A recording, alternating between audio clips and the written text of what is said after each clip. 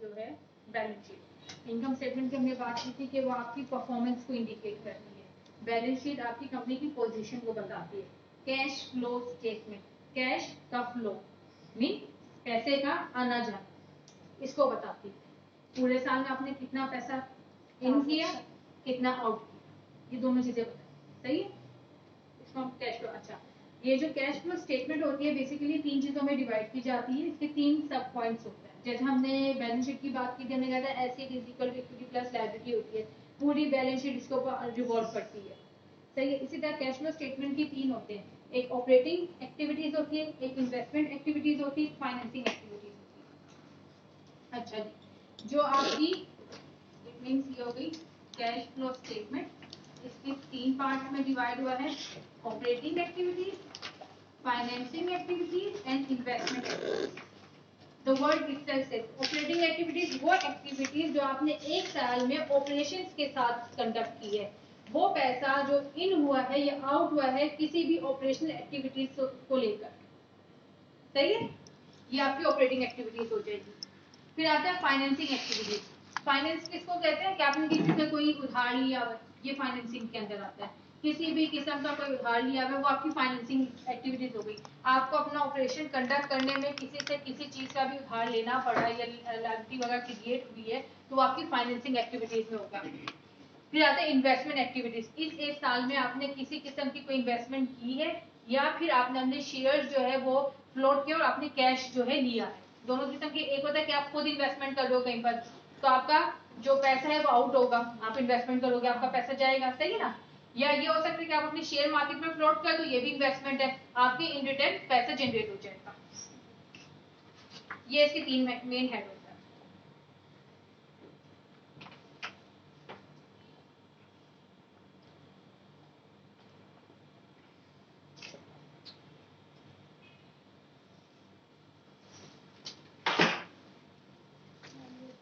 किसी और के पास है ये स्लाइड्स लानी है? हाँ 5 मिनट्स देंगी तो मैं कर सकता हूँ कुछ। आप लोग ये सीपीयू में नहीं चला, वरना ये चले कभी यूएसबी में डालें कोई भी। ये अगर करवाएं, ये तो ऑन होगा ना, करवाना पड़ेगा ना। ये नहीं तो आप लोग अपनी आईडी से नहीं चलेगा। हम लोग का तो अपनी आईडी पासवर्ड होते थे, हम लोग स्टूडेंट्स थे, आप लगाया आपने। नहीं ये इनके करंट नहीं आ रहा, प्लग अच्छा पीछे से ही बंद किया जी, वो अच्छा ऑन कर देंगे। आप कर सकते हो ना, 5 मिनट आ जाएगी, इसलिए मैं ज़्यादा स्पीड से चार्ज नहीं देगी। स्लाइड में बहुत सारी चीजें लिखी हुई होती है ना, तो देख के मुझे भी रिकॉल हो जाती है, तो मैं आपको बता दूंगी ये होता है।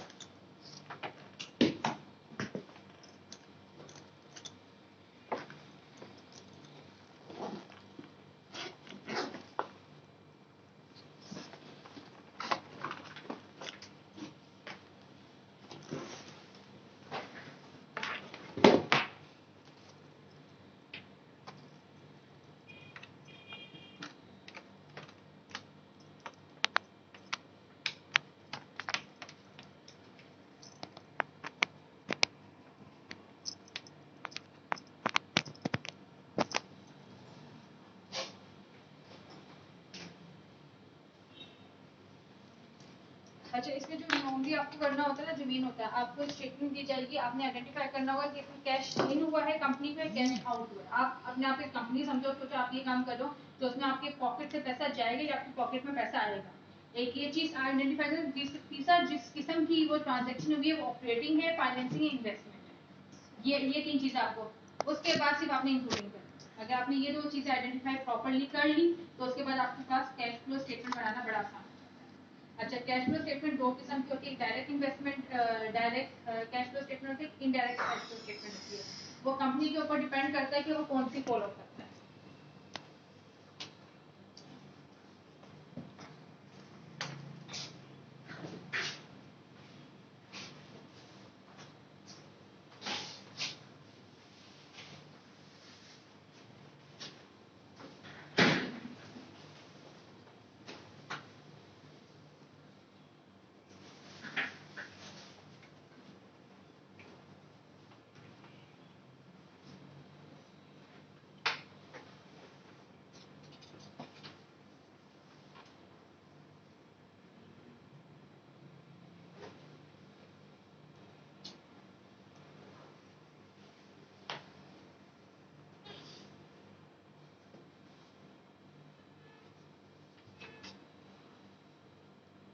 करोगे? कैश फ्लो स्टेटमेंट बनाने का मेन रीजन ये होता है कि आपको पता चल सके कि आपकी कौन सी ऐसा पर्टिकुलर डिपार्टमेंट है जहाँ पर कैश फ्लो का इन बहुत ज्यादा या आउट बहुत ज्यादा है। इवन आपको ये भी आइडिया हो जाएगा कि कहाँ पर अगर बहुत ज्यादा किसी मशीनरी में पैसा लग रहा है तो क्या वो मशीनरी आपको जो है वो डिस्कार्ड करके न्यू मशीनरी परचेज कर लेनी चाहिए, मीन्स उसमें कहीं ना कहीं पैसा ज्यादा इन्वॉल्व हो रहा है। कौन सी ऐसी एक्टिविटीज है जहाँ की मनी की इन्वॉल्वमेंट सबसे ज्यादा है, and on the basis of that आप अपने डिसीजन बना सकते हैं।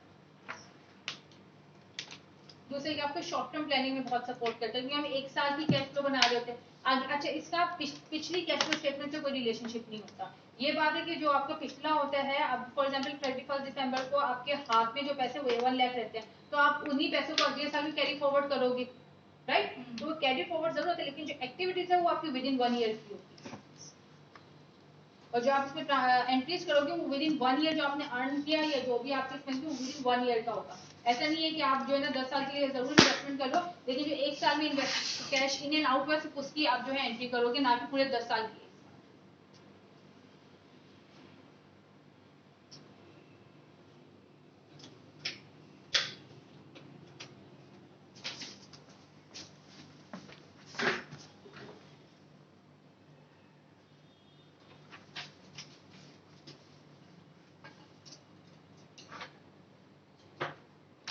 अच्छा, ऑपरेटिंग एक्टिविटीज क्या क्या हो सकती है?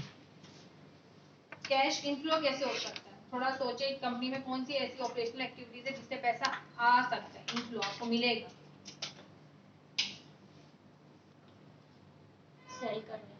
हाँ, आपने सेल किया, आपने जितने भी प्रोडक्ट किए सेल किया, तो आपको कैश आएगा, सही है, रेवेन्यू की सूरत में आ गया, सही है, एक इनफ्लो ये हो गया। लोन आपकी भी लिस्ट में आ जाएगा ना, फाइनेंसिंग में आ जाएगा। ऑपरेशनल एक्टिविटी, आपने अपने रिसीवेबल वगैरह आपको मिल गए, अकाउंट रिसीवेबल थे वो ऑपरेशंस के थे ना, वो आपको जनरेट हो गए, वो आपके आ जाएगा।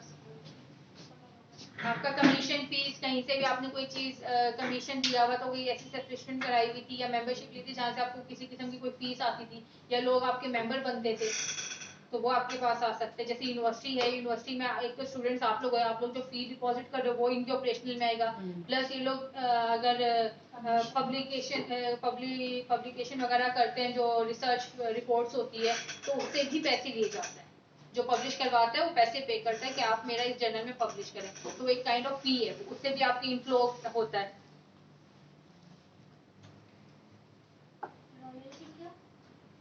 रॉयल्टी, जैसे मैंने आपको केएफसी की एग्जांपल दी थी कि जैसे केएफसी जो है वो फ्रेंचाइजीज वगैरह देता है दूसरों को, सही है। पाकिस्तान में केएफसी बाहर का ब्रांड है, लेकिन पाकिस्तानी जो यहाँ पर केएफसी की आउटलेट है वो एक बंदे की सारी आउटलेट नहीं है, वो हर एक डिफरेंट, जैसे मैंने एक आउटलेट ले ली, मेरे पास जो है ना वो डीएचई की आउटलेट है, आपके पास जो नाजमाबाद की, इनके पास जो है ना वो कहीं और की आउटलेट है। हम तीनों एक अलग बिलोंगिंग है, आपकी अलग फैमिली है, मेरी अलग। हमारा ऐसा नहीं है कि मेरा प्रॉफिट मैं आपको दे दूं, ऐसा कुछ नहीं ना, मैं जो कमाऊंगी मेरा है, लॉस है मेरा है।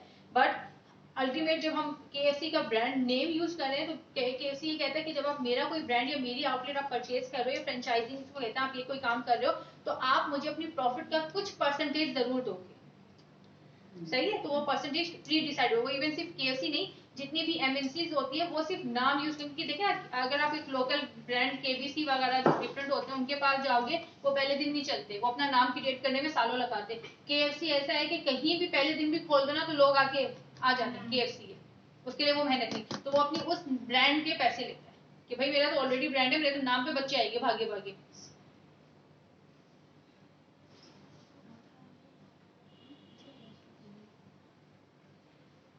अच्छा, इसी तरह हम लेते हैं कैश आउटफ्लो, ऑपरेशनल एक्टिविटीज जहां से पैसा जा सकता है। रॉ मटेरियल बाय करें तो? हाँ, रॉ मटेरियल बाय करोगे तो आपका पैसा जाएगा नहीं, that is related to operation. Account payable आ गया इसमें, वही जैसे रिसीवेबल था यहाँ अकाउंट पेबल आ गया, या आपने ऑन कैश उसको दे दिया तो वो भी इसके अंदर आ गया, आउटफ्लो हो गया। आपने अपनी सैलरीज वगैरह दी है, ऑपरेटिंग सैलरीज महीने के हिसाब से, ऑपरेशन के हिसाब से, ऑपरेशन कंडक्ट हो रहा है तो आप वेजेस दोगे, आप सैलरीज दोगे। अगर आपकी कंपनी का ऑपरेशन ही कंडक्ट नहीं हो रहा है तो आप बंद कर दोगे, निकाल दोगे, वो आपकी आ जाती है। इनकम टैक्स जो आप साल में ऑपरेशन के ऊपर दिया जाता है, जितना आप कमा रहे हो उसके हिसाब से उसका टैक्स निकलता है ना, तो टैक्स वाली पेमेंट आ जाती है। पर्सनल यूज के जो पैसे निकालेंगे वो ऑपरेशनल में आएगा? पर्सनल यूज के लिए पैसे जो है ना वो इसमें काउंट ही नहीं होगी, वो इवन आपकी वो पहले ही साल के शुरू में निकाले जाते हैं, उसको पूरे साल में कंडक्ट की, क्योंकि साल के हिसाब से क्रिएट होती रहती है और वो रिटेन अर्निंग में से निकलते हैं। वैसे वो ऑलरेडी आपने अलग सेव करके रखे होते हैं। आपने ऑपरेशनल का हेड जो होता है ना वो अलग करके रखा होता है, रिटेन अर्निंग का अलग होता है। आप ऐसा नहीं कि साल के बीच में बोले रिटेन पैसे कम पड़ गए चलो रिटेन अर्निंग सेविंग में से निकालने, नहीं। आप जैसे हमारी जो मदर्स होती है वो अपने घर का जो खर्चा होता है वो अलग निकालती है, उसके अलावा एक्सपेंसेस अलग, वो सेविंग अलग रखती है। अगर इन केस इमरजेंसी पड़ जाए तो फिर वो सेविंग में से जरूर डेबिट होता है कि खुदा ना खास्ता कोई बीमारी ऐसी हो जाए कि चले भाई सेविंग जो है ना वो विड्रॉ करनी पड़ जाए तो की जाती है, वरना ऐसा नहीं है कि क्योंकि उनको एक पूरी प्लानिंग होती है, वो कंटिन्यूस काम कर रहे तो उनको पता होता है कि महीने में इतने में मेरा जो है आराम से घर चल जाएगा। तो कंपनी की भी एक जो है वो प्रोडिक्शन होती है कि मैंने एक मंथ में जो है वो इतने एक्सपेंसेस मेरे इंकर्ड हो जाएंगे, तो उसके हिसाब से वो ऑलरेडी अपना कैश जो है सेपरेट करके रख दिया जाता है।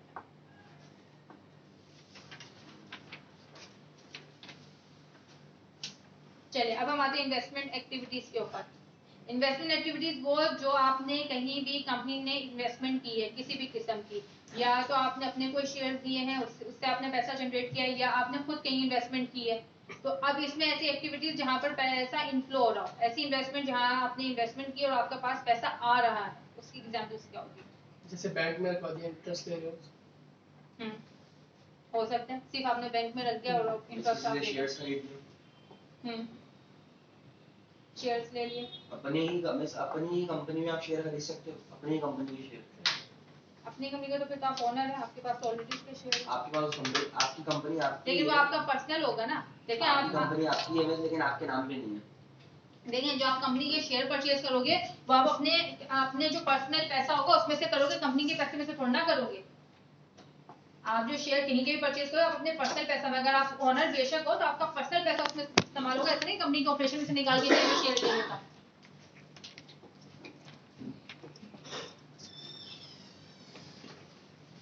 इन्वेस्टिंग एक्टिविटीज में आपने कोई अपना एसेट वगैरह परचेज कर लिया, आपके पास बिल्डिंग थी, मशीनरी थी, कुछ भी थी, आपने उसको नॉर्मली सेल किया, आपको उसके रिटर्न में पैसे मिल गए, सही है, फिक्स्ड एसेट आ गया।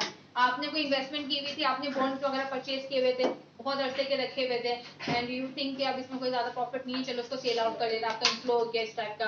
आपने इंटरेस्ट कहीं से रिसीव करना था, फॉर एग्जाम्पल आपने किसी को लोनिंग की हुई थी, जैसे बैंक है, अगर आप बैंक की एग्जाम्पल ले तो बैंक दोनों काम करता है, इंटरेस्ट देता भी और इंटरेस्ट लेता भी है, दोनों काम करते हैं ना, उसके इंटरेस्ट इनफ्लो में भी आता है, उसके इंटरेस्ट आउटफ्लो में भी आता है। डिविडेंड रिसीव, अगर वही हमने बात की कि आपने कहीं का शेयर परचेज किया हुआ है तो शेयर को सेल करने पे भी इनफ्लो होगा और उसका डिविडेंड जो मिलेगा, अगर आप सेल नहीं करें तो डिविडेंड तो एनुअली मिलेगा ना कुछ, तो वो भी आपको इनफ्लो में आएगा इन्वेस्टमेंट में। अच्छा, वर्किंग कैपिटल रिकवरी, ऐसी कोई एक्टिविटी जो आपने अपने बिजनेस को कंडक्ट करने के लिए कोई चीज किसी को दी हुई थी, फॉर एग्जाम्पल जैसे एक पीएसओ का पंप होता है, पीएसओ के पंप में आपने ट्रक शॉप्स भी देखी होगी, आपने एटीएम भी लगा हुआ देखा होगा, आपने वो अलग क्या कहते हैं टायर शॉप वाले जो होते हैं ये भी देखोगे, ये सब क्या करते हैं, ये अपना जो इसका ओनर होता है पीएसओ की, वो जो उस पर्टिकुलर पंप का, वो ये छोटा छोटा पोर्शन रेंट पे दे देता है, आप इसको चलाएं, आपका प्रॉफिट हर चीज मीन अपनी ही प्रॉपर्टी का, उसने पीएसओ के अंदर उसको पता है कि वहां लोग आएंगे तो यूज करेंगे, अपना दे दिया, इसमें क्या वर्किंग कैपिटल चलाने के लिए आपको कोई ना कोई पेमेंट मिल रही है इस तरह। बस उसका फिर वो रेंट लेता होगा, रेंट भी लेता है, इवन एटीएम का, तो मुझे मैं बैंक में रहती हूँ तो एटीएम का तो जो इतनी छोटी सी एरिया होती है उसकी 4 लाख रुपए होता है रेंट, 4-5 लाख रुपए, कितना छोटा सा एटीएम का हिस्सा होता है, उसका रेंट इतना ज्यादा होता है।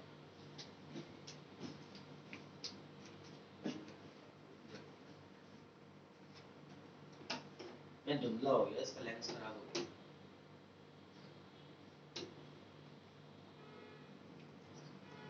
ओके, आउटफ्लो में बताएं, इन्वेस्टिंग एक्टिविटीज जिसमें आपका पैसा जो है जा रहा होगा, ऐसी इन्वेस्टमेंट जिसमें कंपनी का पैसा जा रहा है, कंपनी का पैसा जा रहा है, परचेजेस, आपने फिक्स्ड एसेट परचेज कर लिया, जैसे आपने सेल किया था, आपने नया एक एसेट परचेज कर लिया, इन्वेस्टमेंट किया ना आपने, सही है।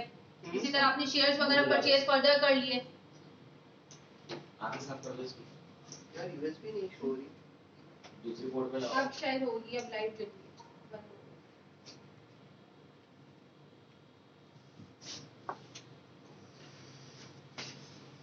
मैंने हमारे पीसीज बहुत अच्छे हैं, लाइव शो होती है लेकिन यूएसबी शो नहीं होती, चेंज द कोड मिलता रहता है बार-बार। ये है ही ब्लड या ये है गंदा? दिस इज सो क्यूट है। ये कब मुंह धो के आएगा? सभी से एक बार ये लाइन है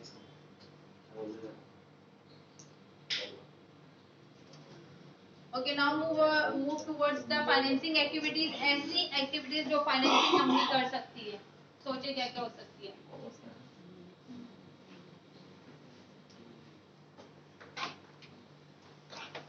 लाइट बंद करनी पड़ेगी। ये वाली है ना, मेरी वाली है, वहां से चलिए ना, जी भाई। पीछे से डिशे की जलानी है, जला पीछे वाली नहीं है, नहीं सही है, लेकिन हम नजर आ रहे हैं इतनी काम से करना आगे मत छोड़ो ना। चलो ये ले हो गया मुनासिब बंद करें बस।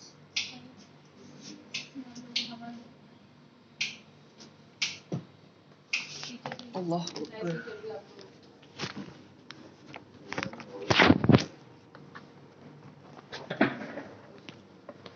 आज हम जो पढ़ने जा रहे हैं दैट इज फाइनेंसिंग एक्टिविटीज। हमने sorry cash flow statement. Cash flow statement क्या होती है कि आपने पूरे साल में कितना कैश जो है वो इन किया, कितना कैश आउट किया। हर वो एक्टिविटीज आपने 3 में डिवाइड करनी होगी। जैसे मैंने अभी आपको कहा कि सोचें क्या क्या हो सकती है, इसी तरह मैं आपको लिख कर दूंगी कि कंपनी ने शेयर परचेज किया, आपने खुद उसको डिवाइड करना होगा। ऑपरेशनल एक्टिविटीज है, इन्वेस्टमेंट एक्टिविटीज है, फाइनेंसिंग एक्टिविटीज है। It means cash flow statement 3 में डिवाइड की जाती है। ये 3 की, और प्लस आपने ये भी डिसाइड करो इसमें कैश इन हुआ है या आउट है। अगर आपने ये आइडेंटिफिकेशन सही कर ली तो आपकी कैश फ्लो स्टेटमेंट सही बनेगी, वरना फिर इसमें भी इश्यूज आएंगे। अच्छा जी, सबसे पहले हमने बात की, जब भी कैश फ्लो स्टेटमेंट होती है वो आपको cash receipt mean cash inflow, कितना पैसा आया। यूजेस ऑफ कैश, आपने कहाँ किस किस्म का जो है वो कैश यूज किया है, ये यूजेस ऑफ कैश मेथड। अच्छा, ये पूरे एक साल का टेंडर के बताया जाता है। एक साल की एक्टिविटीज का दूसरी साल की एक्टिविटीज के ऊपर इम्पैक्ट तो जरूर आ सकता है, मगर आप उसको काउंट एक साल का ही करोगे, एक साल में जितना इन एंड आउट हुआ है। ओके, कोई आपने लॉन्ग टर्म ट्रांजेक्शन की हुई है कि 10 साल में हम थोड़ा बड़ा करके देंगे, जो एक साल में अमाउंट दी गई है आप सिर्फ वही लिखोगे। राइट, हमने पहले बार यहाँ पे मैं बता चुकी हूँ कि जो आपकी कैश फ्लो स्टेटमेंट होती है वो 3 में डिवाइड होती है, operational activities, investment activities and financing activities. The word operational activities, हर वो इनफ्लो आउटफ्लो जो आपके ऑपरेशन कंडक्ट करने में हुआ है वो आपकी ऑपरेशनल एक्टिविटीज हो गई। इन्वेस्टमेंट एक्टिविटीज, किसी भी किस्म की इन्वेस्टमेंट आपने की है, सही है, कोई भी चीज ऐसी परचेज की है जो आपकी कंपनी को as a term of investment है। फाइनेंसिंग, आपने किसी भी किस्म का कोई उधार लिया है, सही है, वो शेयर परचेज करके लिया है, किसी भी तरह के आपने किसी बैंक से लिया, वो सारी आपकी इसमें आ जाएगी। ओके, ये बड़ा गंदा नजर आ रहा है, सारा इसके अंदर है। Operating activities when cash receive access cash expenditure. अच्छा, इट मींस कैश इनफ्लो ज्यादा है, कैश आउटफ्लो कम है। पैसा आया ज्यादा है, जो गया है वो कम है। इट मींस आपके हाथ में पैसा है, सही है, तो ये ऑपरेटिंग एक्टिविटीज, आपने ये चीज देखनी है, ये पॉजिटिव में होना चाहिए। अगर आपके पास पैसा कम आया है और आप दे ज्यादा रहे हो, इट मींस आपकी ऑपरेशनल एक्टिविटीज माइनस में हो जाएगी, सही है। इट मींस आप इतना कमा नहीं रहे जितना खर्च कर रहे हो, तो you need to cover up और कॉप अप योर एक्सपेंडिचर्स, उस पर आप काम करो, क्यों इतना पैसा लग रहा है, आपको आइडिया देगा ये। इसी तरह investment activities, sales of property, plant equipment, sale of debt, equity, securities, other entities, collection of loans, ये सारे एग्जांपल है। इन सब में आपको जब आप सारी आइडेंटिफाई करोगे ऑपरेशनल है, इन्वेस्टमेंट है, फाइनेंसिंग है, तो आपको ये कि कैश इनफ्लो ज्यादा हुआ है, कैश आउटफ्लो हुआ है, इसका मेन ऑब्जेक्टिव बनाने का यही होता है कि आपको पता चल सके कि आप देखिए, आपका मकसद ये नहीं है कि आप अपनी सेविंग में से पैसा यूज करो, आपका मकसद है जितना कमा रहे हो उसमें से एटलीस्ट आपकी एक्सपेंसेस तो निकले, उसके अलावा मेरे पास प्रॉफिट बचे। जब भी प्रॉफिट होगा ना, अगर आपने इनफ्लो कम किया और आउटफ्लो आपका ज्यादा है, इट मींस आपका अल्टीमेट जो इनकम स्टेटमेंट होगा उसमें लॉस ही होगा, फिर उसमें प्रॉफिट तो नहीं हो सकता जब इनफ्लो है ही कम, पैसा आ नहीं रहा है, आप लगाते जा रहे हो, तो you have to control everything. अब इस तरह फाइनेंसिंग एक्टिविटीज की एग्जांपल दी हुई है, issuance of equity securities, issuance of debt, bonds and notes वगैरह में आ जाती है। इनफ्लो ऑफ कैश आता है, इनफ्लो ऑफ कैश तो आपका कैश पूल एक बना हुआ है, यहाँ पर आपका सारा पैसा जमा हो रहा है, इन हो रहा है, जहां से आता है उसमें से आप निकाल के दे रहे हो। ऐसा नहीं है कि आपने इनका अलग रखा है, आउट का अलग रखा है, जो इन हो रहा है वो भी एक ही जगह पे, जो आउट है वो भी एक ही जगह पे, लेकिन सबकी डिविजन की हुई है कि कौन सा जो है वो ऑपरेशन से हो रहा है, कौन सा इन्वेस्टमेंट से, कौन सा फाइनेंसिंग से। इसी तरह जितना भी आपका इन हुआ वो सारा आउट कहाँ हो सकता है, where cash expenditure, that is expenses exceed the cash receipts, it means आपके expenses ज्यादा है और आपका रेवेन्यू कम है, तो ही आपका आउटफ्लो ज्यादा हुआ है ना। आप अपने पैसे ज्यादा दे रहे हो, ना कि आप ज्यादा कमाओ। अच्छा, इन्वेस्टमेंट के अंदर क्या है, परचेज ऑफ प्रॉपर्टी आपने कर ली है, इसमें आपका पैसा जा रहा है। ये सारी वो एग्जाम्पल दी थी कि कहाँ कहाँ पैसा आउट हो सकता है। आपने property, plant, machinery, debt, equities, इस टाइप की चीजें परचेज कर ली है, तो आपका पैसा जाएगा। Okay, the third one is financing. इसमें आपने क्या है, रिक्विजिशन ऑफ कैपिटल स्टॉक, जो आपने अपना कैपिटल, जो आपके शेयर्स थे वो आपने बेचे थे, आपने वापस से रीएक्वायर कर लिए, आपका पैसा चला गया। आपने एक चीज परचेज किया तो पैसा जाएगा ना, सही है। वही चीज आपने अपना ही परचेज किया। पेमेंट ऑफ डिविडेंड्स, अगर आपको कहीं से डिविडेंड रिसीव हो रहा है तो इनफ्लो हो रहा है, अगर आप खुद डिविडेंड दे रहे हो तो आउटफ्लो हो रहा है, सही। दोनों चीजें, कंपनी दोनों काम कर सकती है। ओके, रिडेम्पशन ऑफ डेट, आपके पास कोई लोन था, आपने उसको पे ऑफ कर दिया एक साथ, आपके पास इतने फंड्स थे, आपने सारे एक साथ पे ऑफ कर दिया। ओके, अच्छा, ऑपरेटिंग एक्टिविटीज की ये सारी एग्जांपल है। जैसे मैंने आपको बात की थी कि अगर आपका इनफ्लो जो है वो कम होगा और आउटफ्लो ज्यादा होगा तो आपकी नेट इनकम लॉस में हो जाएगी, सही है। तो ये वही बात है कि यहाँ पर that is cash effects the transaction on net income. सिर्फ आपका कैश जो है वो नेट इनकम के ऊपर इम्पैक्ट कर देगा, क्योंकि आप आउटफ्लो ज्यादा करो, इनफ्लो कम कर लो। कैश इनफ्लो में क्या आता है, कैश सेल्स आ गए, रिसीव फ्रॉम डेटर्स आ गया, कमीशन फीस, जो अभी हम थोड़ी देर पहले बात कर चुके हैं कि आप लोग सोचो कि मैं यहीं से आपको कुछ चीजें बताएगी। रॉयल्टी का कॉन्सेप्ट मैंने अभी बताया था, किसी को नहीं पता तो बता दें, वापस से समझा देते। रॉयल्टी रॉयल्टी होता है फ्रेंचाइजीज की, जो आपकी एमएनसीज होती है। मैंने यहाँ एग्जांपल दी थी केएफसी की, सही है। एक केएफसी का जो आउटलेट होती है वो हर एक डिफरेंट इंडिविजुअल के पास, आपने शायद फॉर एग्जांपल आपने नागाबाद की ली है, मैंने बीएचए की ली है, आप एक अलग एंटिटी हो, आपकी फैमिली अलग, आप उसका अपना प्रॉफिट अपने पास हो गया, मेरी हर चीज मेरी है, राइट। बट अब देखिए, मैं केएफसी का आउटलेट लेने जा रहा हूँ ना, तो केएफसी की जो ओनर होते हैं वो आपसे बात ये करते हैं कि अगर हम आपको हमारे ब्रांड का नाम यूज करना है तो हमारी टर्म्स एंड कंडीशन ये है कि आप एज पर हमारे रूल, हमारी रेसिपी, हमारी थीम, उसके हिसाब से आप चलोगे। आपने खुद देखा है जो केएफसी है, मैकडोनल्ड, इनकी सारी आउटलेट ऑलमोस्ट सिमिलर होती है। ऐसा नहीं है कोई जो है ना केएफसी ग्रीन कलर का बना के बैठा हुआ, कोई लाल कलर का, हर किस्म का, और सेम प्रोडक्ट, सेम चीजें इनकी पहली होती है कि आपने सेम चीजें रखनी है। दूसरा, आप जितना भी कमाओगे, जो आपका प्रॉफिट होगा, we don't care about the expenses. आपके कस्टमर 10 आते हैं, 12 आते हैं, हमारा उससे रिलेशन, वो आपका ऑपरेशनल ग्लिच है, जो भी आप करें ना, मैनेज करें जिस तरह भी, एक तो आप क्वालिटी पे जो है वो नहीं करेंगे। तो ये जो कंप्लेंट्स आती है वो डायरेक्ट उनके पास जाती है, हमारे पास नहीं आती, फिर वो वहां से फॉरवर्ड होकर आती है। बट हमारा ये, उनका ये कहना होता है कि अगर आपको हमारा ब्रांड का नाम यूज करना है तो आपको अपनी प्रॉफिट का हर साल 20% हमें देना। चला 40% बताया था लास्ट टाइम। 40% तक जो भी था, मैंने एग्जांपल दी है, मुझे एग्जैक्ट नहीं पता क्या होता है, जो भी टर्म्स एंड कंडीशन है, ये मैं आपको बाहर की बता दूं, जिसमें आप आइडियाज ले लो, बुले में कोई भी किसी भी किस्म की फ्रेंचाइज लेनी है। जैसे यहाँ पर टोयोटा मोटर्स है, यहाँ पर आके काम कर रही है, टोयोटा के यहाँ का ब्रांड है, जापान का ब्रांड है, यहाँ पर काम करिए ना, तो यहाँ पर जितना भी वो गाड़ियां बेचता है, जो भी करता है, उसका कुछ परसेंटेज वहां जाता है, सही है, वो रॉयल्टी के लगता है। अच्छा, कैश आउटफ्लो में क्या हो जाता है कि आपने कोई भी चीज कैश पे परचेज किया, आपने रॉ मटेरियल वगैरह परचेज किया है, आपने अपने जो क्रेडिटर्स थे उनको पैसे दे दिए, ऑपरेटिंग एक्सपेंसेस, सैलरी, वेजेस वगैरह के एक्सपेंस इंकर्ड हुए, आपके जो है टैक्स वगैरह आपने किया है, मैन्युफैक्चरिंग, आपने रिपेयर मेंटेनेंस वगैरह करवाई है, मिसलेनियस एक्सपेंसेस, एडमिनिस्ट्रेशन एक्सपेंसेस, कितने सारे थे, वो सारे आपके कैश आउटफ्लो, ऑपरेशन एक्टिविटीज है ना सारी। इन्वेस्टमेंट एक्टिविटीज में क्या होता है कि आपने कोई भी fixed asset, plant, building, machinery, इस टाइप की चीज कोई परचेज कर ली है तो आपको इनफ्लो हो गया। आपने किसी किस्म की इन्वेस्टमेंट की है, आपने कोई जो है वो ये तो फिर इन्वेस्टमेंट की है, फॉर एग्जांपल आपने गाड़ी वगैरह परचेज कर ली है अपनी कंपनी के लिए, अपने बोर्ड ऑफ डायरेक्टर्स को देने के लिए, आपने गाड़ी है, जो आपकी बोर्ड ऑफ डायरेक्टर्स को गाड़ियां भी दी जाती है, कंपनी के नाम पे परचेज होती है ना, उनको फ्री की मिल रही होती है। आपने ट्रक्स वगैरह परचेज कर लिया, डिस्ट्रीब्यूशन का काम करते हैं, उनका क्या, आपका क्या नेचर ऑफ बिजनेस है ना, इस टाइप की डिस्ट्रीब्यूट कर लिया। आपने इंटरेस्ट कहीं से आपको रिसीव्ड हुआ है, वही बैंक की, जैसे मैंने एग्जांपल दी थी कि बैंक से आपको इंटरेस्ट रिसीव्ड हुआ है, आपका डिविडेंड रिसीव्ड हुआ है, किसी के शेयर आपने परचेज किए हुए थे, उस वहां से आपको डिविडेंड आया है, तो that is part of investment. आपने वर्किंग कैपिटल रिकवरी, किसी को, वही मैंने अभी जो एटीएम की एग्जांपल दी थी आपको, पीएसओ वगैरह की, अपना आपने वर्किंग कैपिटल की रिकवरी की, आपने अपना ही पोर्शन पूरी जमीन का थोड़ा सा किसी और को दिया, क्या आपने चलाए हमारे साथ मिलकर। ओके, कैश आउटफ्लो क्या है, परचेज ऑफ फिक्स्ड एसेट हो गया, यहाँ आपने परचेज किया है, पैसा आउट हो गया, सही है। परचेज ऑफ इन्वेस्टमेंट है, वही शेयर्स वगैरह या कोई भी चीज या गाड़ी आपने जो है वो परचेज किया, उसमें आउटफ्लो हो गया। वर्किंग कैपिटल ही उसी तरह ही है, उसका ही रिवर्स लेना है। Financing issues of shares in cash, आपने शेयर्स जो है वो इश्यू किए, आपके पास पैसा आएगा, सही है।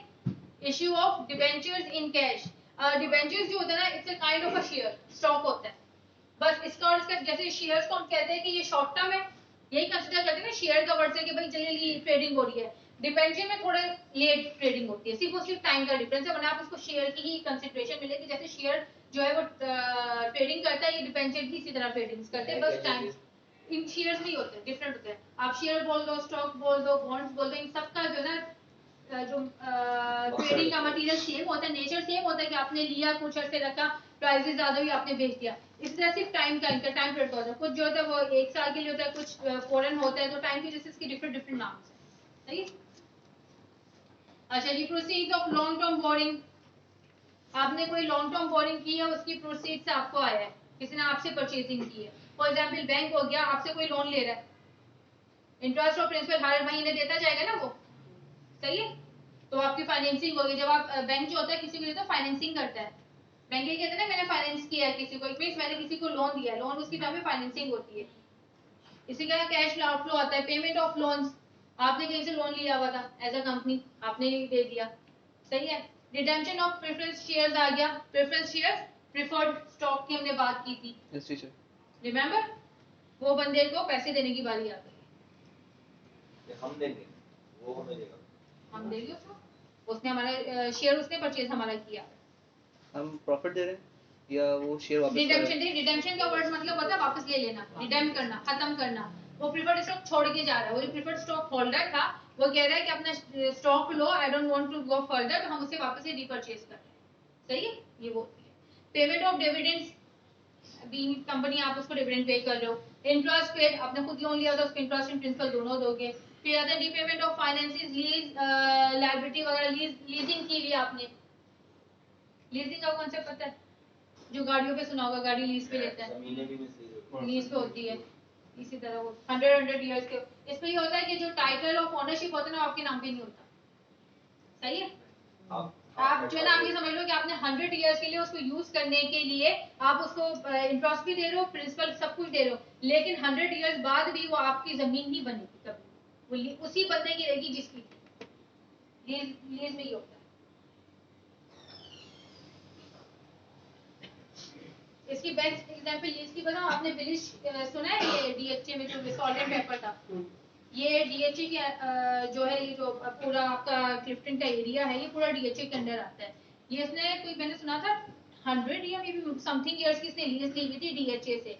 उसके बाद क्या होता है डीएचए में, क्योंकि वहां पर सारे ये आर्मी नेवी के लोग बैठे होते हैं, इनका बोन्स होता है हायर, जो इनके पास होती है, इनकी परमानेंट फैकल्टी नहीं होती ना परमानेंट, तो ये क्या होता है हर 3-4 साल बाद जो है इनके लोग चेंज होते रहते हैं। जब नया वहां पर कोई ब्रिगेडियर आया, उसने क्या किया, इनकी लीज कैंसिल कर दी, एक चलता हुआ रेस्टोरेंट खत्म हो गया, नहीं दे रहे हैं आपको। तो लीज के नुकसान भी है, ये क्या अगर आपको किराए पे मिल रहा है, आपकी जमीन नहीं हो रही, क्योंकि अगर आप उस प्रॉपर्टी को परचेज करने जाओ तो वो अच्छी खासी महंगी है, चलता हुआ रेस्टोरेंट जो है वो बंद कर दिया, सिनेमा भी था वो भी बंद कर दिया। इसी तरह तो ये इश्यूज भी होते हैं इसके। Okay, objective cash flow statement हम बनाते क्यों, ताकि हमें डिफरेंट एक्टिविटीज पता चल सके कि हमारी ऑपरेशन से कितनी हो रही है, इन्वेस्टमेंट से कितनी, फाइनेंसिंग से, और on the basis of that हम यही भी जज कर सके कि कौन सी जगह पे कितनी ज्यादा हो रही है और कितनी कम हो रही है, और कहाँ पर हमें ज्यादा इंजेक्ट करने की जरूरत है, कहाँ पर हम जो है एक आइडिया ले सके कि कहाँ पर हमें काम करने की जरूरत है। जहाँ ज्यादा हो रही है वहाँ कम करेंगे, जहाँ कम है वहाँ ज्यादा कर सकते हैं। अगर ऑपरेशन से बहुत ज्यादा कंडक्ट हो रही है, आपका आउटफ्लो बहुत ज्यादा हो रहा है, तो हम उस आउटफ्लो को कंट्रोल करने की कोशिश करेंगे। मे बी आउटफ्लो इस वजह से हो सकता है कि हमने लोग जो है 10 हायर किए हुए और जरूरत हमें सिर्फ 5 की है, सही है। भाई सैलरी क्यों 10 लोगों की जा रही है जो 5 लोग मिलकर काम कर सकते हैं, वाई कैन के हम उन्हीं जो है ना 5 लोगों को थोड़ा ओवर टाइम के पैसे दे के हम करवा ले, रात दिन एक पूरी सैलरी दे, तो आपकी स्ट्रेटेजीज बन सकती है इसकी बेसिस पे। इन्वेस्टमेंट की, आप कौन सा हर साल कितना अर्न हो रहा है, क्या हो रहा है, क्योंकि हर साल आपके जो है ना रेट्स वगैरह चेंज होते रहते हैं, तो आप जब नया नया बनाते रहोगे, हर साल नई चीज बनती रहेगी, तो आप उसके हिसाब से अपनी डिसीजन मेकिंग चेंज करते रहोगे। अच्छा, शॉर्ट टर्म प्लानिंग में आपको मदद करता है ये इंटरेस्ट की, जैसे मैंने बात की, क्योंकि ये जो कैश फ्लो स्टेटमेंट होती है ये अल्टीमेट बनती रहती है। जैसे आपकी ये स्टेटमेंट्स हर साल बनती है, हर साल तो बनती है, आपकी ये महीने मंथली वाइज भी बनती है, जो कि इंटरनली ही रखी जाती है, पब्लिश नहीं की जाती, लेकिन इंटरनली आप अपने पास रखते हैं जरूर, ताकि आपको पता चल सके कि महीने में कितना एक्सपेंस आया, महीने में कितना खर्चा हो गया, महीने में कितना हमने कमा लिया। अच्छा, cash flow information helps to understand the liquidity. Liquidity याद है, मैंने बताया था क्या होती है। लिक्विडिटी में हर वो असासा जो जल्दी सी पैसों में कन्वर्ट हो जाए, सही है, ये लिक्विडिटी होता है। तो ऐसा कौन सी इन्वेस्टमेंट है जो अगर खुदा ना खास्ता में इमरजेंसी बढ़ जाए तो हम फौरन उसको कैश में कन्वर्ट कर दें? मोबाइल। इसी तरह का कौन सी ऐसी जो इन्वेस्टमेंट हमने की है जिसको फौरन बेच के हमारे पास पैसा आ जाए? गोल्ड। सही है, गोल्ड। हाँ, बहुत सही चीज है ना कंपनी के हिसाब से। तो आपकी कैश फ्लो लिक्विडिटी की पोजीशन में मदद करता है। जैसे लिक्विड एसेट है ना ये, क्या चीज? इस चीज को लिक्विड एसेट भी कहते हैं। लिक्विड एसेट बोलते वो एसेट जो जल्दी सी पैसों में कन्वर्ट हो जाए with in tenure of 1 year, उसको हम लिक्विड एसेट कहते हैं। 6 महीने या 1 ईयर मैक्सिमम, उससे ज्यादा नहीं। एफिशिएंट कैश मैनेजमेंट, आपका इनफ्लो आउटफ्लो को आप एफिशिएंटली मैनेज कर सकें कि आपका कैश इनफ्लो कितना हो रहा है, आउटफ्लो कितना हो रहा है, उसको कैसे मैनेज करना है, कहाँ पर आपको स्ट्रेटजीज बनानी है, सब वही बात है। Prediction of sickness, prediction of sickness में कौन सा आपका एरिया सिक है, कौन सा इतना गंदा काम कर रहा है कि उसके ऊपर हम जो है रिपेयर मेंटेनेंस करना स्टार्ट कर दें, या कोई ना कोई उसके ऊपर जो हम डिसीजन बना लें, डाल दें कि हम उसकी वजह से अपने एक्सपेंसेस जो है ना वो हर महीने इंकर्ट करते हैं। सही है। Comparison with budget, okay. देखिए, आपने at the starting of the year जो है कोई ना कोई बजट रखा हुआ होता है। अब आपका कैश फ्लो इनफ्लो आप उसी बजट में से आप इन एंड आउट करोगे ना, उसमें ही इन होता जाएगा, उसमें से ही आउट होता जाएगा। ऐसा तो नहीं है कि आपने बजट जो रखा था वो इतना ज्यादा आपका आउट हो चुका है कि अब इन आपको कवर अप नहीं कर रहा। सही है। तो अगले साल आपको इन एंड आउट, जब आपको पता होगा कि मेरे पास 10 आ रहा है और मैं 9 लगा रहा हूँ, तो अगले साल का आप 11 रुपए बजट रखोगे। सही है। आपको अपनी बजट प्रिडिक्शन करने में हेल्प मिल जाएगी कि आपने किस तरह बजट रखना है। ओके। कैश पोजीशन, आज कितनी आपके पास ऑन हैंड मनी अभी अवेलेबल है, बिकॉज ये आपका डे टू डे बन रहा होता है। Cash flow statement does not show the liquidity position of the firm. अच्छा देखिए, ये आपकी एसेट की तो लिक्विडिटी बता रहा है, लेकिन आपकी फर्म की नहीं बताता। एक जो कंपनी होती है, एसेट भी होती है उसमें, लायबिलिटीज भी होती है उसमें, हर चीज होती है, राइट। इक्विटी भी होती है। हमने बात की थी liquidity position of asset. What about your equity? आपके पास इक्विटी में भी तो पैसा पड़ा है ना, रिटेन अर्निंग में भी तो पड़ा हुआ है ना पैसा, जो आपकी ऑपरेशन, इन्वेस्टमेंट, फाइनेंस, हर चीज में मदद कर देगा। उसकी पोजीशन नहीं बताता। सही है। ये सिर्फ आपकी कैश इन हैंड जो आपके पास पैसा है उसकी बताता है। It's not a substitute of income statement. Income statement क्या होती है? आपकी परफॉर्मेंस बताती है, आपके सीओजीएस के बारे में बताता है, ये कितनी यूनिट लगी, कितने की आपकी कॉस्ट ऑफ गुड्स सोल्ड थी, आपकी ऑपरेटिंग एक्टिविटीज कितनी की ओवरऑल। सही है। उसके अलावा आपने टैक्स कितना दिया, इंटरेस्ट कितना दिया, इसमें अलग अलग होता है, तो वो वाली चीज भी नहीं बताता। डिविडेंड कितना आप देंगे, डिसीजन मेकिंग क्या करेंगे। अच्छा, does not show the financial position in balance sheet की चीजें भी आपको साइड में बताएगा, इक्विटी वाला पार्ट तो खास तौर पे नहीं बताता। अच्छा, preparing a statement in cash flow, use net operating income as the starting point to get the net operating cash flow. Add back any non-cash expenses, example depreciation. Okay.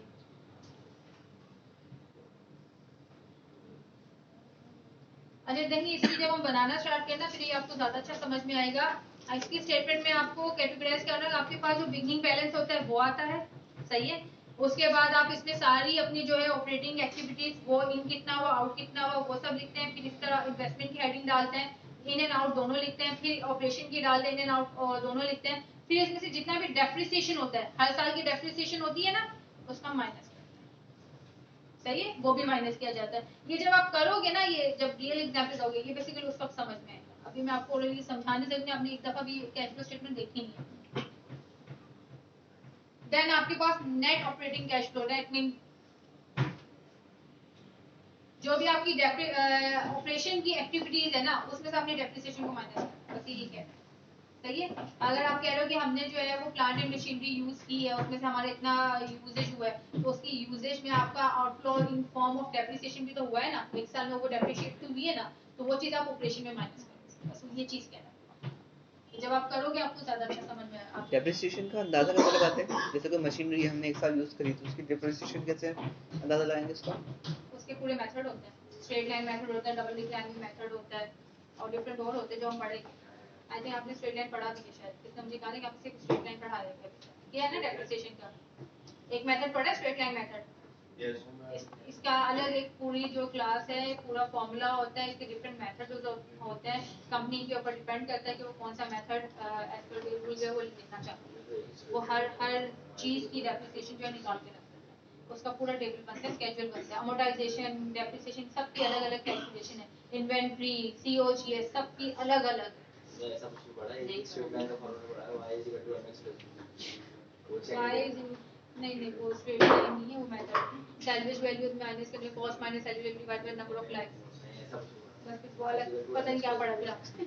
अच्छा, फी sources of, ये हम बात की order of presentation क्या होता है। सबसे पहले ऑपरेटिंग एक्टिविटीज आती है, देन इन्वेस्टिंग आती है, देन इसके बाद फाइनेंसिंग एक्टिविटीज आती है। जैसे मैंने कहा थी कि कैश फ्लो स्टेटमेंट जो होती है वो दो स्टेटमेंट बनती है, एक डायरेक्ट मेथड से भी बनती है, इनडायरेक्ट मेथड से भी बनती है। कंपनी एक बनाती है, वो उसकी मर्जी है, जो भी उन्होंने डिसाइड कर लिया तो डायरेक्ट फॉलो करती है, वो इनडायरेक्ट, लेकिन मेथड दो होते हैं, सही है। और लेकिन दोनों मेथड के अंदर ये तीनों चीजें तो आएगी आएगी। थोड़ा सा जो है ना इनका जो मेथड होता है ना वो थोड़ा सा डिफरेंट होता है। हम दोनों पढ़ेंगे तो दोनों का आइडिया आपको हो जाएगा कि थोड़ा स्लाइटली सा डिफरेंस है, कोई चीज ऊपर आई है, कोई चीज माइनस, थोड़ी इस टाइप का छोटा सा डिफरेंस है। अच्छा, सोर्सेज ऑफ इंफॉर्मेशन है comparative balance sheet, current income statement, additional information. अच्छा जी, ये कह रहा है कि जो सोर्सेज ऑफ इंफॉर्मेशन है, आपका बैलेंस शीट वाली चीजें भी यूज होती है इसके अंदर। इफ यू रिमेंबर, हम कितनी सैलरी दे रहे हैं, सैलरी एक्सपेंस इनकम स्टेटमेंट में आता था। हमने कितनी जो है वो एसेट परचेज किया तो आपके एसेट में भी आता है, लॉन्ग टर्म एसेट परचेज हुआ, क्या हुआ, सारी चीजें आती है। इन्वेस्टमेंट किया तो वो भी आता है, डिविडेंड पेड किया है, डिविडेंड पेड का वर्ड भी आया था। तो डिफरेंट डिफरेंट चीजें आपको मिलती जाएगी, तो वहां से आपको सोर्सेज ऑफ इंफॉर्मेशन, उसके अलावा भी इंफॉर्मेशन चाहिए। अच्छा जी, ये आ गई कैश फ्लो स्टेटमेंट का डायरेक्ट मेथड। सबसे पहले कैश रिसिप्ट्स होता है, ये बेसिकली आपका बिगनिंग बैलेंस होता है। आप समझ लें, आप साल के 31 को या आप जो आपका बिगनिंग बैलेंस होगा वो आएगा, सही है। कितनी आपने सेल्स की, कमीशन कितना आया, आपका इंटरेस्ट कितना आया, सम अप आपने कर लिया। कैश, ये कैश रिसिप्ट्स है। तो इसमें बिगनिंग बैलेंस अच्छा है, यहाँ लिखा नहीं है ना, सिर्फ कैश रिसिप्ट से बताया। ऊपर आता है बिगनिंग बैलेंस भी आता है। ये ऑपरेटिंग एक्टिविटीज का खाली बता रहे हैं, सॉरी ये सिर्फ ऑपरेटिंग एक्टिविटीज में जो आएगा ना ये, लेकिन ऑपरेटिंग एक्टिविटीज से पहले आप इसमें कैश बिगनिंग, जो पिछले साल का पैसा बचा है वो फेंक तो नहीं देंगे ना, अगले साल में यूटिलाइज तो करेंगे, वो भी आता है। बिगनिंग बैलेंस आता है, सही है। फिर उसके बाद हमने कहा था हम हेडिंग डालना स्टार्ट करते हैं, ऑपरेशन की, इन्वेस्टमेंट की, फाइनेंसिंग की।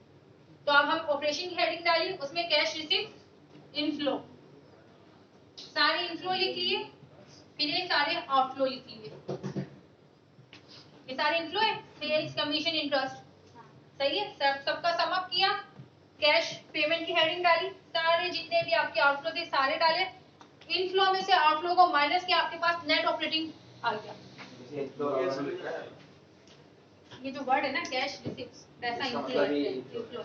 मैंने जानबूझ के इनफ्लो लिखा, मुझे पता है कैश पेमेंट आउटफ्लो। और कैश बिगनिंग की हेडिंग आएगी, कैश बिगनिंग अभी हम बनाएंगे, ये इन्होंने सिर्फ ऑपरेशंस की, जब आप इससे पहले मैं बता रहा हूं क्या आती है, जब हम प्रैक्टिस करेंगे फिर आपको पता चलेगा स्टार्ट कैसे होती है। बट ऑपरेशन इस तरह से स्टार्ट होगा, ऑपरेटिंग एक्टिविटीज, सही है। हेडिंग आती है, ऑपरेटिंग एक्टिविटीज आता है, उसमें सबसे पहले कहता है कितना, अब कैश रिसीप्ट या इनफ्लो भी लिख दें, कैश इनफ्लो कोई फर्क नहीं पड़ता इन चीजों से, सही है। कैश इन लिख दें, कैश आउट कर दें, जो आपको इजी लगे, बस उर्दू मत लिखिएगा, सही है। उसके बाद सेल्स वगैरह करें, उसका सम अप करें, आउट करें, उसका sum up, and then net cash flow. Net का वर्ड मैंने क्या कहा था, चीजों को माइनस करके आता है, तो इनमें से आउट माइनस होगा ही तो ही पता चलेगा। और अगर ये नेगेटिव है तो नेगेटिव में भी लिखेंगे, हो सकता है आपकी स्टेटमेंट नेगेटिव में भी आ सकती है। अच्छा,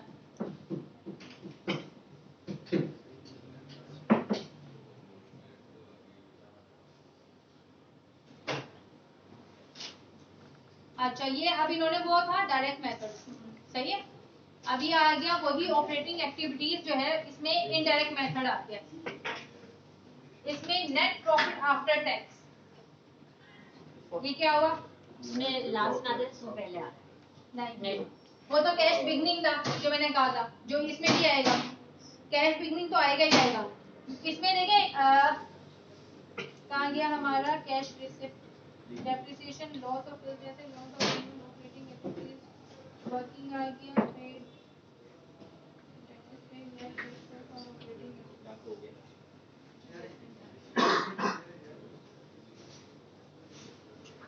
इसमें क्या होता है, ये जो स्टार्ट हुई नेट इनकम से होती है, नेट इनकम है basically net profit after tax. If you remember EBITDA में से सारी चीजें माइनस करने के बाद क्या आता था, नेट प्रॉफिट, नेट इनकम, और सबसे लास्ट में क्या चीज माइनस होती थी, टैक्स। टैक्स, ठीक है, net profit after before tax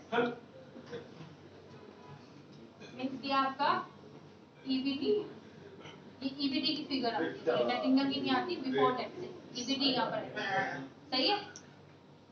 इसमें से फिर आप डेप्रिसिएशन वगैरह माइनस कर देंगे, एडजस्टमेंट जो भी डेप्रिसिएशन है, कोई लॉस आपने लॉस या अच्छा इसकी भी पूरी एक अकाउंटिंग है अलग। आप जब कोई फिर जैसे सेल या परचेज करते हैं उसमें आपको लॉस हुआ या गेन हुआ, इसकी भी पूरी अकाउंटिंग होती है। लॉस ऑफ रिवैल्यूएशन, कोई भी एसेट आप उसको रीवैल्यूएट कर रहे हो, फॉर एग्जांपल प्रॉपर्टी होती है, प्रॉपर्टी इफ यू रिमेंबर अगर प्रॉपर्टी आप ना भी सेल करें ना तो भी आपको कैपिटल गेन मिलता है। कैपिटल गेन पता है क्या होता है, पैसे बढ़ते रहते हैं उसके, हाँ पैसे बढ़ते रहते हैं, वो जो बढ़ना होता है उसको हम कैपिटल गेन कहते हैं। अभी आपने उसको जो यूटिलाइज नहीं किया बेचकर, पर आपको आइडिया हो गया कि मेरे ये प्रॉफिट इतने में तो बिक जाएगी। अच्छा operating profit before working capital changes आ गया, उसके बाद एडजस्टमेंट्स करेंगे, that is paid and other receivables आते हैं, इन्वेंटरीज आ गई। इसमें बहुत ज्यादा लिखा, मैं इतना मुश्किल नहीं दूंगी आपको, इसको छोड़ दें, इसको छोड़ दें, फिर आप कंफ्यूज होना स्टार्ट हो जाएंगे। इतना मुश्किल नहीं दूंगी मैं आपको, क्योंकि अब आपको ट्रेड पेमेंट फिर आप पूछेंगे ये सब क्या होता है, वरना तो ओके ये आई थिंक आसान है, ये करते हैं। कैश इनफ्लो फ्रॉम ऑपरेटिंग आ गया, लिस्ट ऑफ इंडिविजुअल आइटम्स कर दिया, net cash provided used by the operating activities आ गया, कैश फ्लो ऑफ इन्वेस्टमेंट आ गया, ये वही चीज है। इनफ्लो लिखा, आउटफ्लो लिखा, नेट कैश निकाला, इन्वेस्टमेंट की हेडिंग डाली, इनफ्लो आउटफ्लो, आपके पास net cash provided for investing activities आ गया, free cash flow from financing activities आ गया, देन आपके पास नेट इंक्रीज एंड डिक्रीज। अब क्या किया, जैसे आपके पास तीनों इनफ्लो आउटफ्लो कर लिए, इसके बाद जो भी आपकी ये नेट आए हैं सारे, एक नेट आ गया, तीनों के नेट आ गए इनफ्लो आउटफ्लो माइनस करने के बाद, इन सब का जो होगा वो आपके पास net increase and decrease in cash, पूरे साल में आपका कितना इंक्रीज हुआ कितना डिक्रीज हुआ है वो आएगा, सही है। फिर इसके बाद इसमें बिगनिंग बैलेंस जो है अब आप ऐड ऑन कर देते हैं, तो आप शुरू में करना चाहिए, बाद में करना मैं फर्क नहीं, यहाँ भी लिखती तो मैं ऐड उसको बाद में ही करती, सही है। बिगनिंग कर ये निकालने के बाद आप बिगनिंग बैलेंस इसमें ऐड ऑन करते हैं, आपके पास कैश एड आ गया। फिर अगर नॉन कैश है, फॉर एग्जांपल इसमें नॉन कैश ट्रांजैक्शंस अगर कुछ है तो वो आप ऐड ऑन करो, फिर क्या एग्जांपल करेंगे समझ में आ जाएगा। अच्छा इसकी मैंने एक्सेल शीट दी थी आपको, कैश फ्लो एक्सेल की दी थी हाथ से, नहीं दी ना,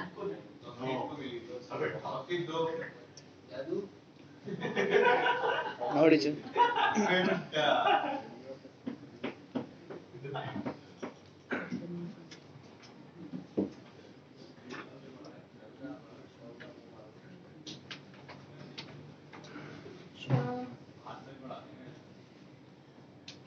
इसको करना स्टार्ट करते हैं।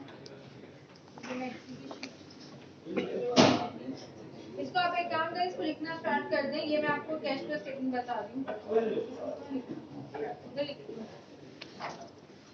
हम क्या करवा रहे हैं? कैश फ्लो स्टेटमेंट बनाते हैं कैसे,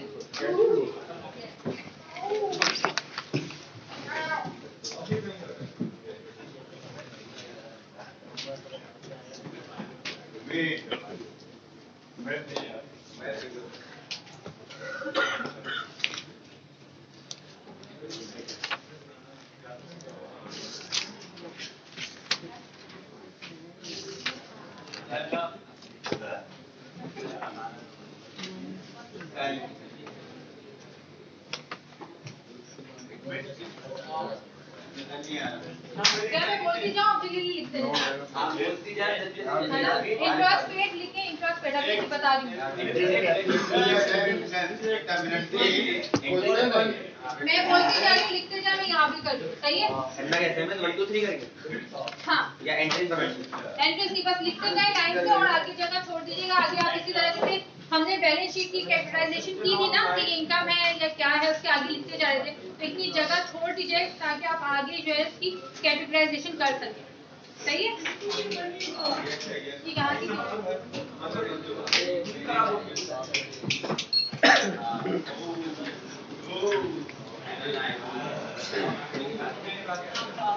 interest rate 10,000 cash received from customer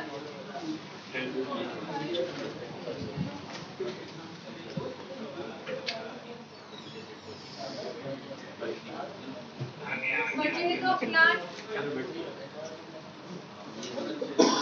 580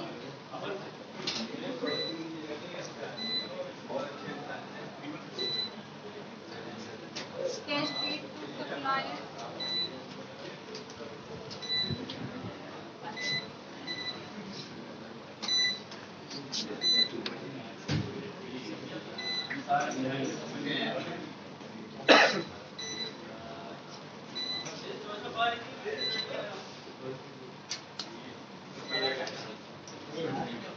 कौन सा नजर आ रहा है? कौन सा वाला? पहला है इंटरेस्ट पेड लिखते जाए। इंटरेस्ट पेड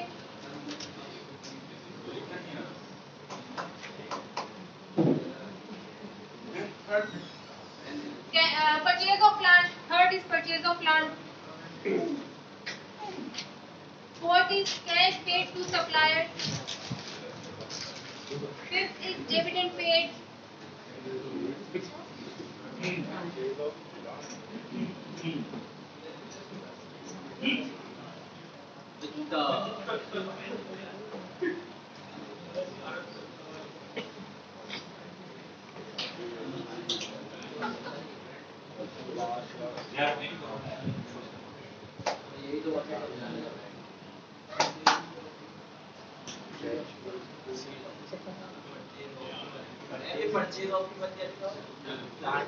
मुझे पॉइंट बता। परचेज ऑफ प्लांट 580,000,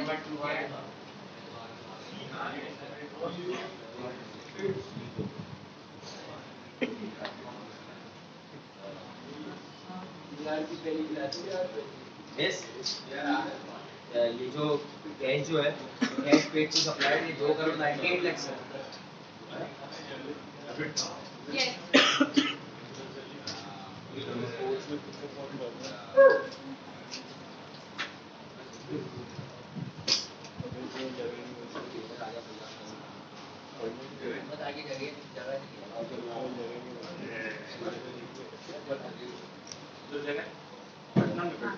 आइयो मेरे पास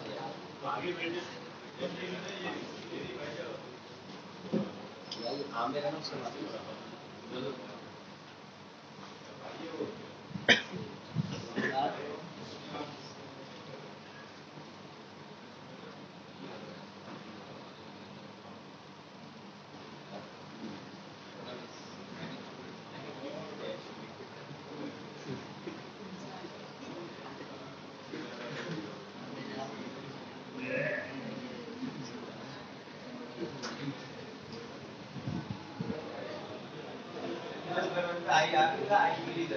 IP interest paid, IP is interest paid, short form लिखी मैंने।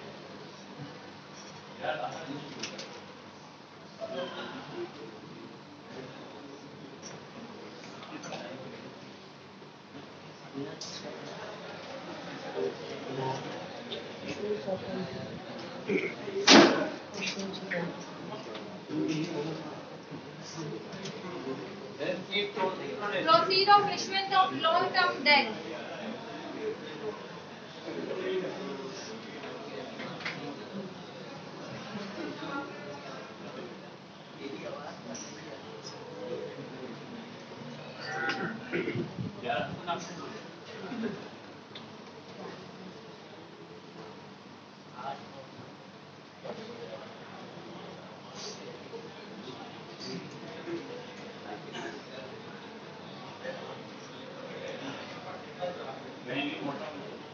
है जी।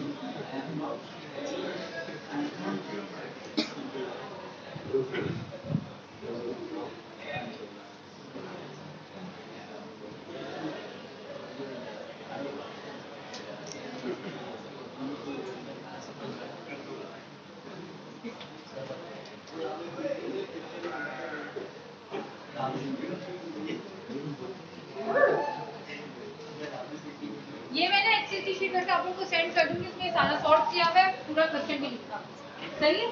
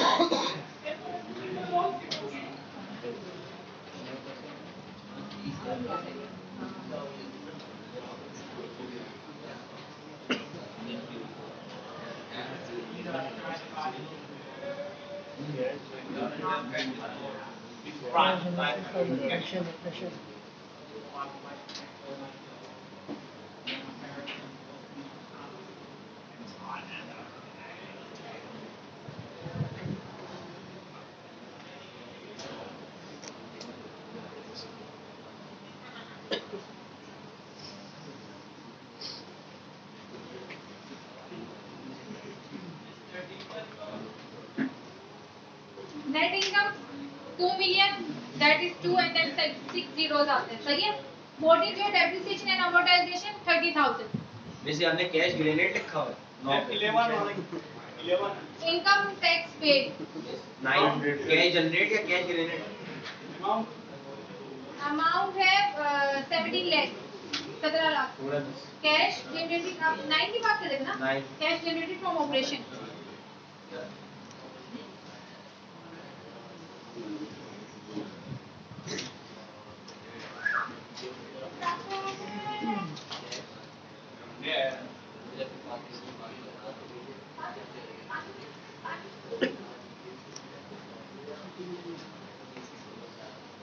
हो गया?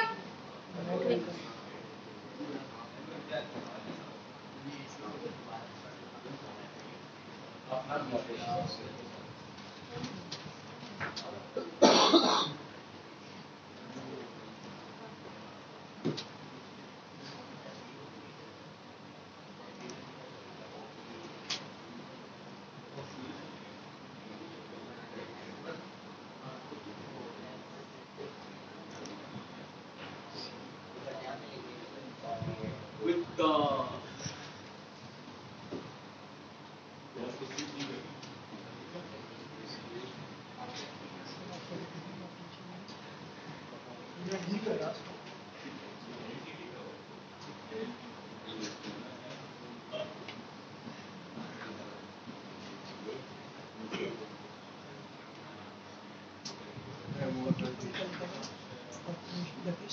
Depreciation and amortisation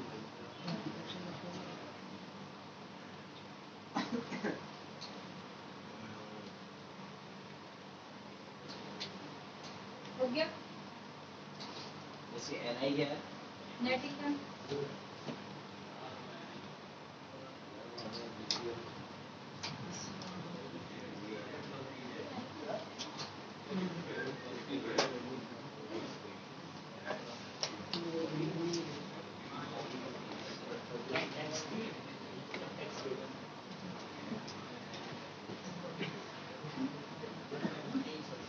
done.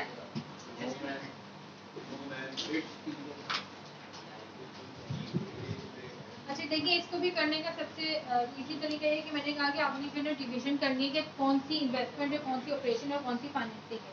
तो आप सबसे पहले इसको उसी तरह कैटेगराइज कर दें, फिर आपको बनाने में बड़ा आसान रहेगा। एक ये बता दो करते जाए, साथ में एक ही कैटेगरी हमें बनानी है। दूसरा हमें क्या जानना है कि इनफ्लो हुआ या आउटफ्लो हुआ है। यही तो 3 पॉइंट्स थे ना, तो हम इनकी कैटेगरी करते हैं। सबसे पहले हम करते हैं ऑर्डर, और यहाँ पर हम in and out, cash in हुआ ही आउट। फिर आप जब बनाने जाओगे तो आपको बड़ा इजी होगा।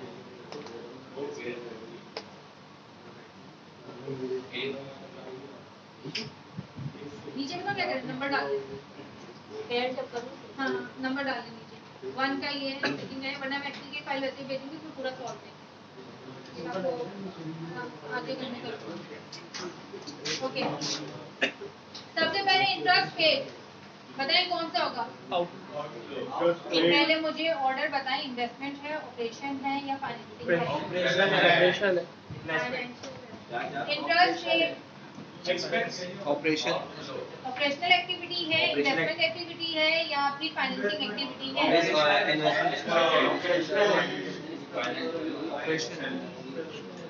देखिए interest paid, the word itself says, अगर देखा जाए तो ये फाइनेंसिंग भी लग रही है, बिल पेमेंट हुई है, मींस ये फाइनेंसिंग तो है, सही है।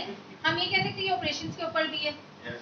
हो सकता है हमारा जैसे बैंक है, बैंक का तो काम ही जो है वो अपनी सीडीआर, डिपॉजिट्स तो बेचना है, उसका तो मेन प्रोडक्ट ही यही है ना, तो उसके लिए तो मेन प्रोडक्ट तो ऑपरेशन पे आ गया। अगर नहीं लिखा हो तो हम इसको ऑपरेशंस पे लेंगे। अगर मैं लिख रही interest paid on the investment on purchasing of plant, फिर फाइनेंसिंग हो जाती है, सही है। अभी कुछ लिखा है तो उसको ऑपरेशन से ही कंसीडर करेगा। अगर वो पूरे टर्म कहते हैं कहाँ से जनरेट हुआ है तो फिर वो फाइनेंसिंग में जाता है, तो ये ऑपरेशनल आ गई, सही है। अच्छा जी, cash received from customer, operation, वो नहीं पता है, वर्ड बता दें। कैश रिसीव्ड फ्रॉम कस्टमर, ये फाइनेंशियल है। ये कैसे फाइनेंशियल है?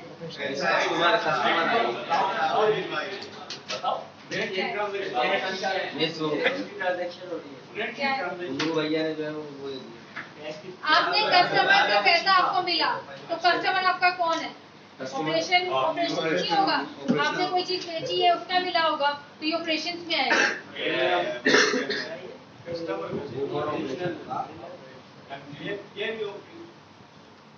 Purchase of plant, operation out, purchase of plant, आपने कोई चीज परचेज की, ऑपरेशन इन्वेस्टमेंट जिसमें होती है प्लांट क्या होता है?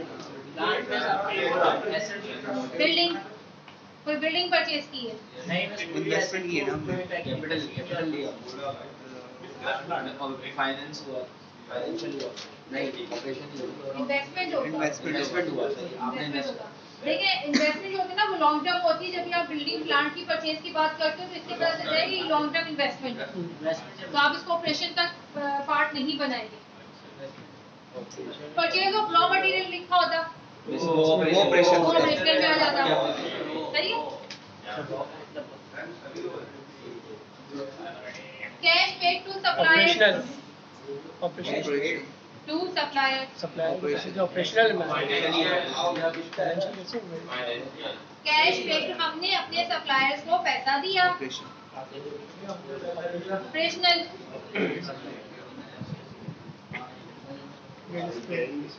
डिविडेंड पेड,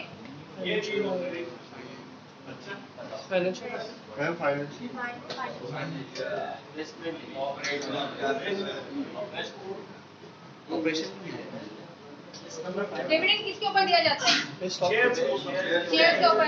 शेयर क्या होते हैं? अगर आपने इन्वेस्टमेंट की होगी तो आप डिविडेंड पे तो नहीं करेंगे, डिविडेंड रिसीव्ड होगा। आपने डिविडेंड की इन्वेस्टमेंट की, इट मींस आपने वो परचेज कर लिया, तो दूसरा बंदा आपको पैसे देगा ना डिविडेंड के, आप उसको और पैसे देते रहोगे, तो परचेज के ऊपर भी डिविडेंड के, तो ये क्या हुई? फाइनेंशियल हुई। हमने अपने शेयर फ्लोट किए, उस पर डिविडेंड पे हम कर रहे हैं, तो dividend received and dividend payment दोनों। अगर डिविडेंड पेड है तो वो आपकी फाइनेंसिंग होगी, अगर डिविडेंड रिसीव्ड है तो वो आपकी इन्वेस्टमेंट बन जाएगी। नहीं समझ आया? समझ आ गया ना?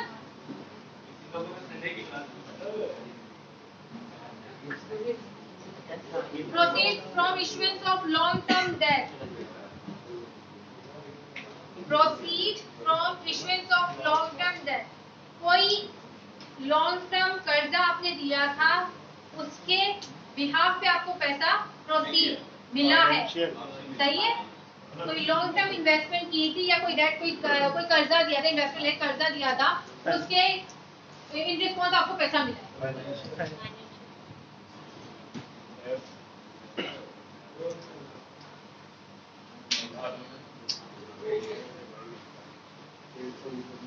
Operational sale of equipment, operational equipment क्या होती है? जो मशीनरी जैसे हम खरीद रहे हैं, सेल करती है। बस फॉरेन गैस आ गया ना ऑपरेशनल में ऑपरेशनल ऑपरेशनल एक्टिविटी से तो नहीं आया, तो ऑपरेशन क्या कंडक्ट करते हैं? ऑपरेशनल एक्टिविटी फाइनेंसिंग तो नहीं है, ये तो समझ आ रहा है। हम लगे आप लोग ऑपरेशनल इन्वेस्टमेंट में क्या होनी चाहिए?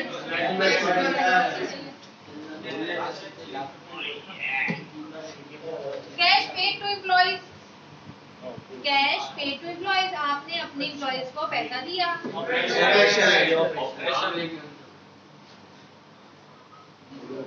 Cash generated from operation, operation से पैसा जनरेट हुआ। फाइनेंशियल बॉडी बता रहे। प्रिंसिपल पेमेंट,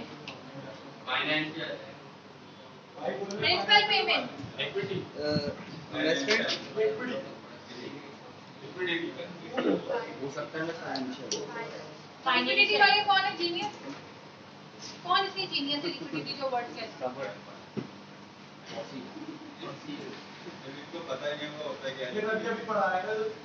लेकिन हमने कैटेगरी 3 में करनी, ये भी अभी पढ़ाया है। अगर अभी भी जागे होते तो ये जरूर पता होता। Genius principal paid, financial payment principal payment, payment की है हमने। फाइनेंशियल, फाइनेंशियल और क्या लग रहा है फाइनेंशियल के अलावा? कुछ और लग रहा है? एक बात बताएं, प्रिंसिपल क्या होता है? हाँ, नहीं मैं उस प्रिंसिपल की बात नहीं कर रही। यहाँ पर आपने अपना जो है ना वो यूनिवर्सिटी का प्रिंसिपल नहीं सही किया आगे। देखिए हमने बात की थी, जब हम किसी से किसी भी किस्म का कोई भी लोन लेते हैं तो हम 2 चीजें उसको वापस करते हैं। या आपने बैंक से पैसा लिया 100 रुपए, तो बैंक आपसे क्या बोलेगा कि मुझे 100 रुपए तो वापस करोगे। तो इसने जो 100 रुपए वापस करे थे उसको हम प्रिंसिपल कह रहे थे, नहीं ये वाला। और उसके अलावा क्या कर रहे थे? इंटरेस्ट दे रहे थे। 2 चीजें हो गई, प्रिंसिपल इंटरेस्ट 2 दे रहे थे। कौन सा प्रिंसिपल है? ये प्रिंसिपल है, आपके टीचर नहीं है। फाइनेंशियल हो गया financial. Income tax paid, income tax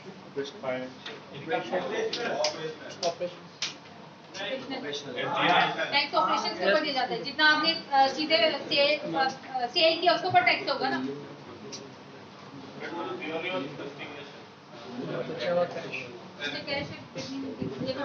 additional information है cash at beginning, net income, depreciation. इसको हम कैटेगराइज नहीं करती, एडिशनल इन्फॉर्मेशन जो हम यूज करेंगे। सही है, ये हो गई। अब इन आउट क्लियरली बता दे जाए। क्या था? इंटरेस्ट पेड था ना? हाँ, interest paid in out out out कैसे आउट चलेगा। Interest paid, what do you mean by word paid? Cash received from customer, purchase of plant, cash paid to supplier, dividend paid, proceed from issuance of long term debt, इन मिस आ रहे हैं ना, ये तो पैसे पेन हो गया। प्रोसीड जो कहते हैं ना पैसा लेने को, देखिए sale of equipment, sale of equipment,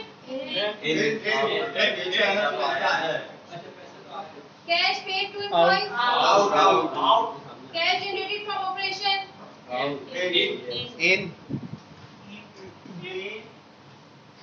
principal payment, income tax paid, out हो गई।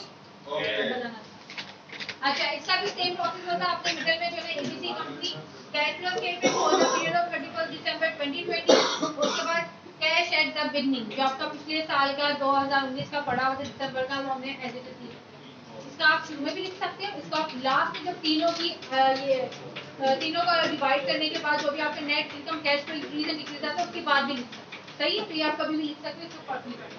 अब उसने क्या कहा था, ऑर्डर क्या होता है, पहले हम ऑपरेशन डालते हैं, फिर हम इन्वेस्टमेंट डालते हैं, देन फाइनेंसिंग डालते हैं, तो हम उसी ऑर्डर को फॉलो करते हैं। अब जितने भी हमारी cash flow from operating activities की हेडिंग आएगी, कैश रिसीप्ट, मैंने ब्रैकेट में इनफ्लो भी लिख दिया ताकि आपको याद रहे, रिसीप्ट का मतलब इनफ्लो होता है।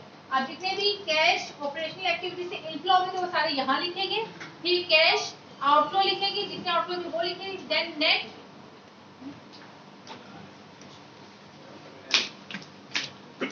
आप में से कोई इसको बना सकते हैं, बहुत आसान है। सिर्फ कैश रिसीप्ट लिखनी है, वहां से देखकर कोई एक बंदा लिख सकते हो। हेडिंग बहुत ज्यादा गंदी समझ नहीं आ नहीं, कुछ नहीं होता, लिखने से कोई और जल्दी इतना टाइम जाया नहीं होगा, क्योंकि अब तो सिर्फ लिखना है। लेकिन आपने ऑपरेशन का चाहे इंट्रो में वो वाली हेडिंग डाल के आगे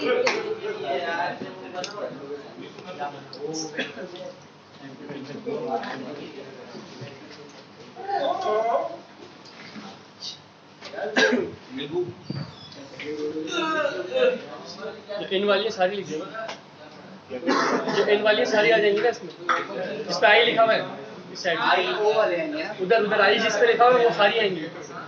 ओ वाले हैं आई जो लिखा हुआ है ना सारी इनफ्लो वाली है।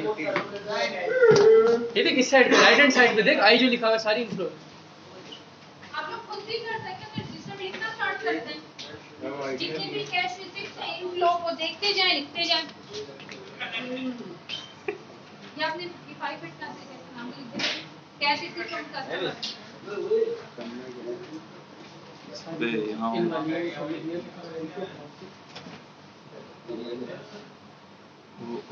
यही तुमने बहुत सारे एक जगह में लूज फार्मर